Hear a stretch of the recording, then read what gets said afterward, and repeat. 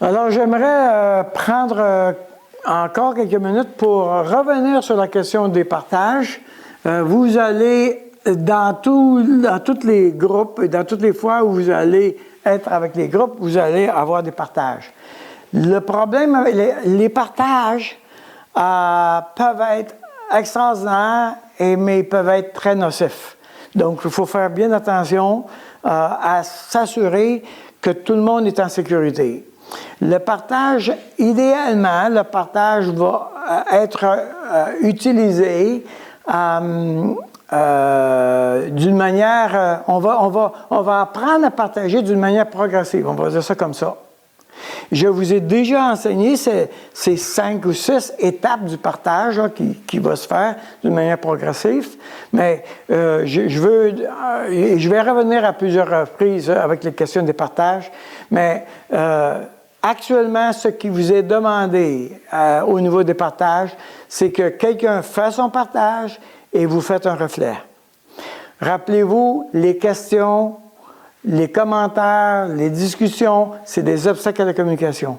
C'est possible que la personne elle ne peut pas aller loin dans son partage, qu'elle ne se connaît pas beaucoup, qu'elle ne sait pas comment s'explorer, etc., et que le partage va terminer assez rapidement. C'est correct, on arrête cela. Il faut absolument sécuriser la période des partages et pour la sécuriser, il ne doit pas d'aucune manière y avoir d'interaction, d'interférence, d'obstacles à la communication, des questions, des commentaires, des évaluations, etc. « Oh, je trouve que c'est bon ce que tu as dit là, etc. » Non, on fait un reflet. Voici ce que tu as dit, ça s'arrête là. Il faut augmenter le niveau de sécurité. Bien sûr, à ce point-ci, nous sommes seulement en train de... Les gens vont faire un partage où très souvent, il y a très peu d'exploration dans le partage qu'ils vont faire. Ils vont raconter un événement, ils vont prendre beaucoup de temps à raconter l'événement ou les détails de l'événement. Ils vont prendre très peu de temps ou même pas du tout pour expliquer le sentiment qu'ils ont vécu, etc. Donc, on est au début de quelque chose. Mais les partages visent à augmenter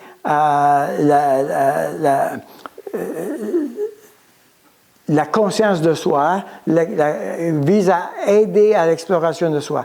La parole de Dieu dans Romains 10:10 nous dit que c'est en confessant de la bouche qu'on parvient à la délivrance. Donc, les partages font partie du processus de guérison. Alors, il ne faut pas minimiser ça. C'est vraiment important. Mais notre réflexe naturel, et particulièrement avec les chrétiens, c'est on veut aider l'autre, et puis on connaît quelques petites choses, on connaît des outils, et puis tout de suite, on veut prendre ces outils-là pour aider l'autre. Alors, ça ne va pas dans la bonne direction. Si vous observez ce que je vais faire avec vous, vous allez découvrir, par exemple, que ce que je fais, c'est que je vais vous enseigner un modèle, un principe, OK? Et c'est vous qui avez la responsabilité de connecter votre vie personnelle avec le principe. Je te dirai pas, voici ce que tu devrais faire, voici ce que qui te manque. Je vais te poser la question, qu'est-ce que tu vis?